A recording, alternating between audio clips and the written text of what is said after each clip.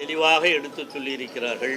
இன்று அதற்கான காரணங்கள் கூட முரசொலியில் ஒரு கட்டுரையாக கூட எழுதியிருப்பதை சுட்டிக்காட்டியிருக்கிறோம். நீங்கள் அதெல்லாம் நினச்சி பார்க்கணும்.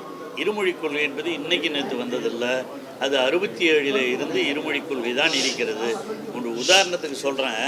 இன்றைக்கி இந்த பிரசிடென்சி காலேஜில் அப்போ இருந்தே ஒரு ஹிந்தி கோர்ஸ்னு ஒரு கோர்ஸு ஹிந்தி படிக்கிறதுக்காக வச்சுருக்காங்க.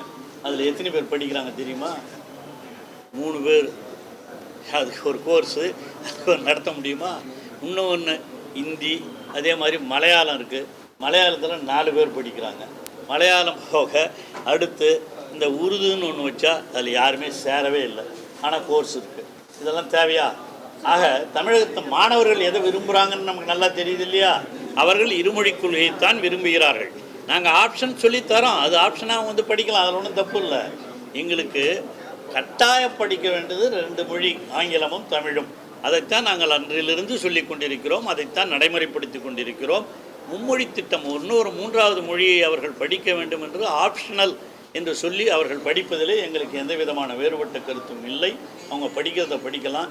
இதுக்காகலாம் ஒரு ஒன்றிய அரசு இந்த நிதியை நிறுத்துகிறது என்று சொன்னால் அது அரசியலுக்காக அவர்கள் செய்வதை தவிர கல்வி வளர்ச்சிக்காக அல்ல. கல்வி வளர்ச்சிக்காக நாம் பாடுபட்டிருக்கிற காரணத்தினால்தான் தமிழகம் இன்று தலை சிறந்து ஒரு கல்வியிலே சிறந்த மாநிலமாக திகழ்ந்து கொண்டிருக்கிறது. அது ஆரம்ப பள்ளியிலேயும் அது ஆரம்பிக்கிற காரணத்தினால்தான் உயர் பள்ளியிலேயும் படிக்கிறோம். இதுதான் தெளிவாக நேற்று நம்முடைய கல்வி அமைச்சர் அவர்கள் மிகச் சிறப்பாக அவரும் நம்முடைய அன்பில் மகேஷ் பொய்யாமொழி அவரும் புள்ளி விவரத்தோடு எல்லாம் எடுத்து சொல்லியிருக்கிறார். ஆகவே இந்த ஒன்றிய அரசு இந்த நிதியையும் நிறுத்தாமல் அனுப்பி வைத்து இந்த கல்வி வளர்ச்சிக்கு உதவ வேண்டும். அவர் 2 தடவை மாற்றி கடிதம் எழுதியிருக்கிறதெல்லாம் கூட நீங்கள் பார்த்துருப்பீங்க. ஆக அவைகளையெல்லாம் மாற்றி அமைத்து ஒன்றிய அரசு தமிழகத்தினுடைய கல்வி வளர்ச்சிக்கு, உயர்ந்து நிற்கிற இந்த கல்வி வளர்ச்சிக்கு மேலும் ஆறுதல் தர வேண்டும் என்று உங்கள் பத்திரிகையாளர்கள் மூலமாக கேட்டுக்கொள்கிறேன்.